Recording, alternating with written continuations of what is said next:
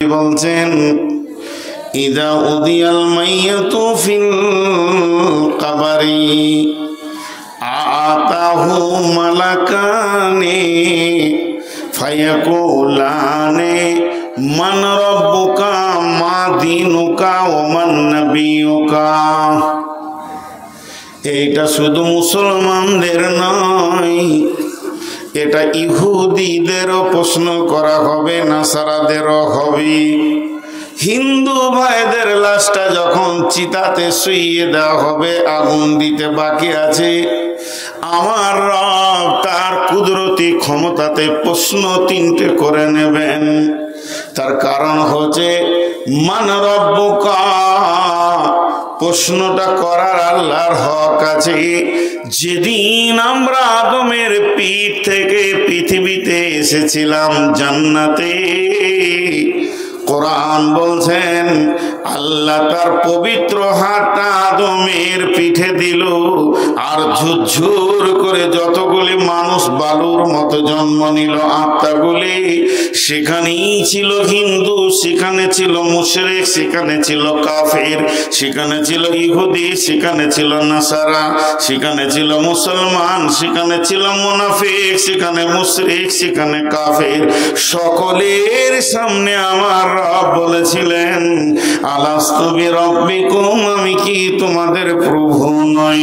অতএব এই প্রশ্নটা আল্লাহ যেখানেই যাক না কেন, ইহুদির লাশকে যখন দাফন করা হবে, মুশরিকের লাশকে যখন দাফন করা হবে, নাসারার লাশকে যখন দাফন করা হবে, হিন্দুদের লাশ যখন চিতায় তোলা হবে পোড়ানোর আগে, এইভাবে বর্গীদের লাশ সোজা করে যখন পুঁতে দেওয়া হবে, প্রত্যেকটা আত্মা, প্রত্যেকটা মৃত ব্যক্তির কাছে দুইজন ফেরেশতা আসবেন। আতাহু মালাকানে, শুধু এরা মুসলমানের কাছে আসবে আর কারো কাছে আসবে না এটা নয়।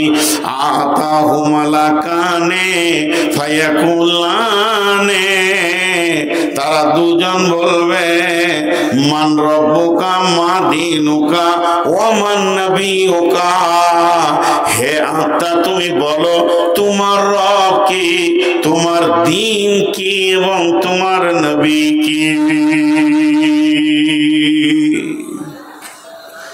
প্রশ্ন হবে, কিন্তু আমি এখন এই বায়ানটা ধরিনি, এটা আসবে মাঝে, তাও আমি হালকা করে বলে নিলাম।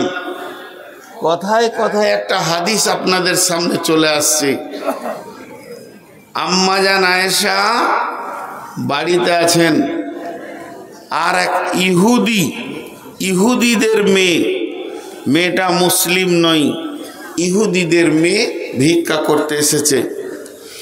ভিক্ষা করতে এসে আম্মা জান আয়েশাকে বলছে, মো কিছু আছে মা, ভিক্ষা দাও। তোর কাছে কিছুই নাই, বাড়িতে খুঁজে দেখছে মাত্র দুটি খেজুর আছে। খেজুর দুটা এনে ওই মেয়েটার হাতে দিল, আর মেয়েটা যখনই খেজুরটা পেল তো ও তখন দোয়া দিচ্ছে আম্মা জান আয়েশাকে। কি দোয়া? আল্লাহ যেন তোমাকে কবরে আযাব থেকে মুক্তি দান করে, আল্লাহ যেন তোমাকে কবরের আযাব থেকে মুক্তি দান করে।